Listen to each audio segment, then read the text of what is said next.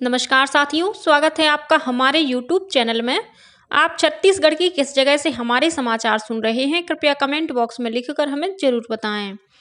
रायपुर से प्रस्तुत हैं छत्तीसगढ़ के प्रादेशिक समाचार। समाचारों के साथ में रजनी शुक्ला। पहले मुख्य समाचार।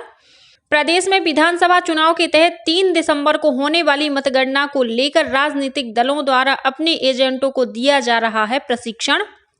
दुर्ग और बिलासपुर में भाजपा पदाधिकारियों ने डाक मतपत्रों की कथित तौर पर कमजोर सुरक्षा व्यवस्था को लेकर जिला निर्वाचन अधिकारियों से आवश्यक कदम उठाने की मांग की।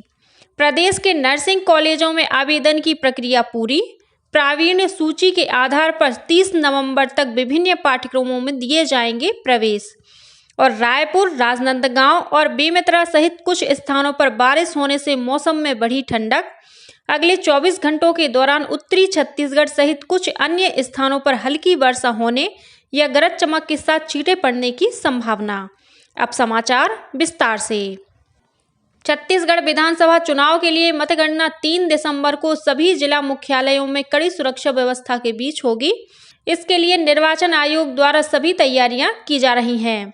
छत्तीसगढ़ की मुख्य निर्वाचन पदाधिकारी रीना बाबा साहेब कंगाले के प्रस्ताव पर निर्वाचन आयोग ने प्रदेश के 15 विधानसभा क्षेत्रों में मतगणना के लिए अतिरिक्त सहायक पीठासीन अधिकारियों की नियुक्ति की है। इनमें सीतापुर, जसपुर, कुनकुरी, पत्थलगांव, लैलूंगा और रायगढ़ की सीटें शामिल हैं। साथ ही सरायपाली, बसना, खल्लारी, महासमुंद, बीजापुर और कोंटा सीटों के लिए भी अतिरिक्त सहायक पीठासीन अधिकारी नियुक्त किए गए हैं। इस बीच राजनीतिक दलों द्वारा अपने मतगणना एजेंटों को प्रशिक्षण देने की प्रक्रिया भी शुरू कर दी गई है। प्रदेश कांग्रेस के पदाधिकारी इन दिनों राज्य के विभिन्न जिला मुख्यालयों में मतगणना के दौरान एजेंट की भूमिका निभाने वाले पार्टी कार्यकर्ताओं को प्रशिक्षण दे रहे हैं। इन कार्यकर्ताओं को मतगणना के दौरान जिला निर्वाचन कार्यालय के निर्देशों का पालन करने संबंधी जानकारी दी जा रही है।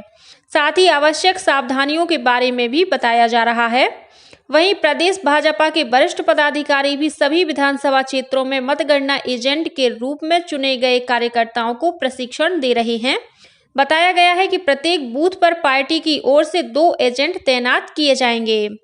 इस बीच दुर्ग जिला भाजपा के स्थानीय पदाधिकारियों ने डाक मतपत्रों की कथित तौर पर कमजोर सुरक्षा व्यवस्था को लेकर जिला निर्वाचन अधिकारी और कलेक्टर पुष्पेंद्र मीणा से कल मुलाकात की। इन पदाधिकारियों ने कलेक्टर से कहा कि 80 वर्ष से अधिक उम्र के बुजुर्गों और दिव्यांग मतदाताओं द्वारा जमा कराए गए डाक मतपत्रों के कमरे के सामने सीसीटीवी कैमरा नहीं लगाया गया है। इस पर जिला निर्वाचन अधिकारी ने सीसीटीवी कैमरा लगाए जाने के निर्देश दिए।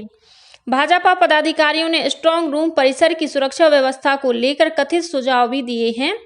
इस दौरान भिलाई भाजपा के अध्यक्ष ब्रजेश बिजपुरिया और भिलाई नगर से भाजपा प्रत्याशी प्रेम प्रकाश पांडे सहित पार्टी के अन्य पदाधिकारी भी उपस्थित थे।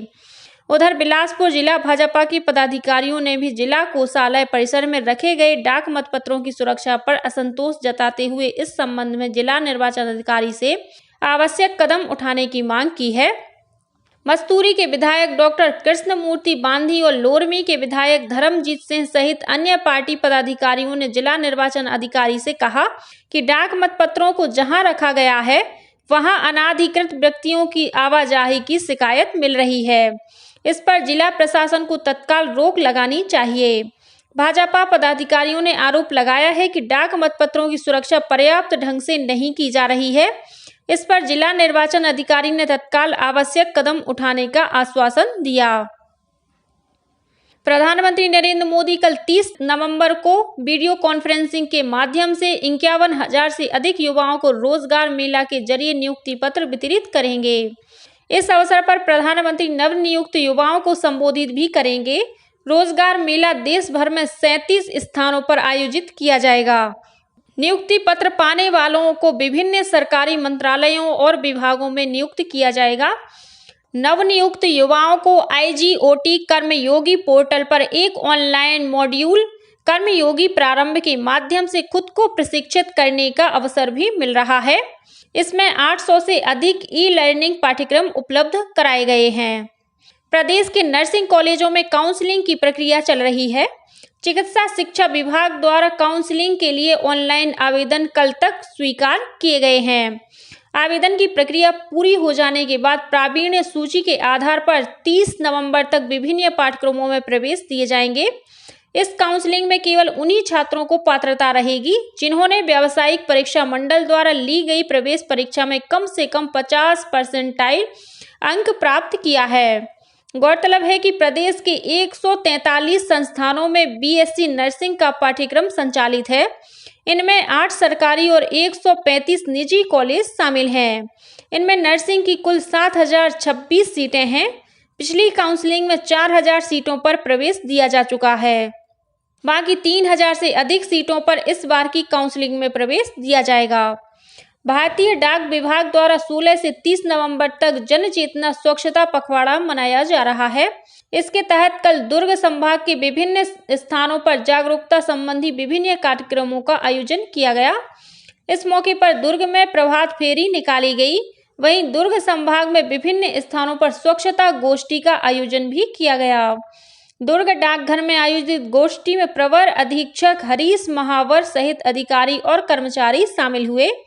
श्री महावर ने सभी लोगों से स्वच्छता को एक जीवन शैली के रूप में अपनाने का आग्रह किया। वहीं दुर्ग और राजनांदगांव के डाकघरों में कर्मचारियों ने स्वच्छता की शपथ भी ली। रायपुर, दुर्ग, राजनांदगांव, बेमेतरा और कवर्धा सहित प्रदेश के कुछ स्थानों पर कल अचानक बारिश होने से मौसम में ठंडक बढ़ गई है। मौसम विभाग के अनुसार इस समय एक पश्चिमी विक्षोभ राजस्थान के ऊपर बना हुआ है।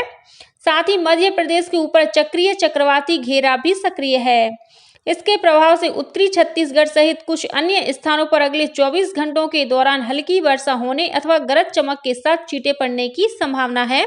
इस दौरान प्रदेश के अधिकतम तापमान में वृद्धि और न्यूनतम तापमान में गिरावट आने के भी आसार हैं। बेमौसम बारिश के कारण विभिन्न स्थानों पर सहकारी समितियों के परिसर में रखे धान को कैप कवर से ढक दिया गया है। बेमेतरा में कलेक्टर PS एल्मा ने सभी सहकारी समितियों को खरीदी केंद्रों में रखे धान को बारिश से बचाने के निर्देश दिए हैं।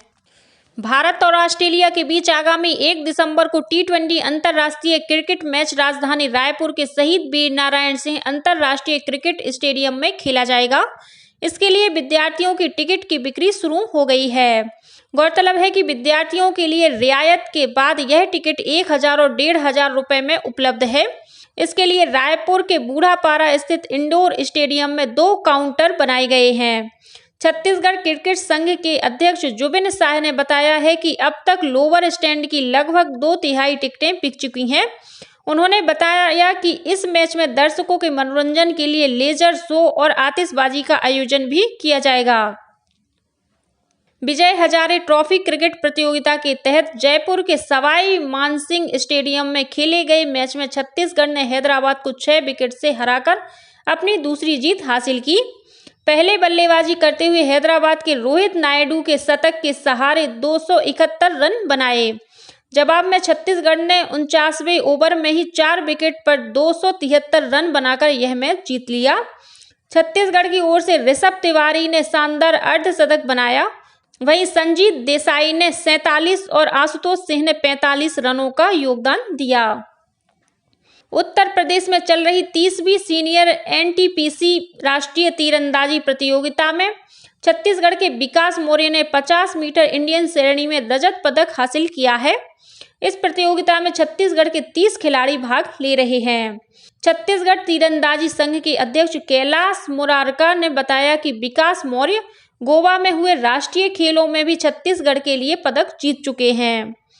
बलरामपुर के शासकीय महाविद्यालय में NCC दिवस और संविधान दिवस पर विभिन्न जागरूकता कार्यक्रमों का आयोजन किया गया। NCC दिवस पर रायगढ़ NCC बटालियन के कमान अधिकारी कर्नल संतोष रावत के निर्देश में आयोजित परेड में महाविद्यालय के कैडेट शामिल हुए। वहीं संविधान दिवस पर आयोजित कार्यक्रम में छात्रों को संविधान की प्रस्तावना और मौलिक अधिकारों सहित अन्य विशेषताओं की जानकारी दी गई। इस अवसर पर देशभक्ति पूर्ण सांस्कृतिक कार्यक्रम भी हुए। सुकमा जिले के छिंदगढ़ थाने में पदस्थ एक आरक्षक ने खुद को गोली मार ली। यह घटना सोमवार शाम को हुई। पुलिस के अनुसार आरक्षक लंबे समय से बीमार था और तबीयत में सुधार नहीं होने के कारण मानसिक रूप से विचलित भी हो गया था। घायल आरक्षक को सुकमा के जिला अस्पताल में भर्ती कराया गया है। गुरु नानक जयंती के अवसर पर छत्तीसगढ़ सिख संगठन द्वारा रायपुर में निःशुल्क स्वास्थ्य शिविर का आयोजन किया गया। संगठन के अध्यक्ष दलजीत सिंह चावला ने बताया कि शिविर में 300 से अधिक लोगों का स्वास्थ्य परीक्षण किया गया।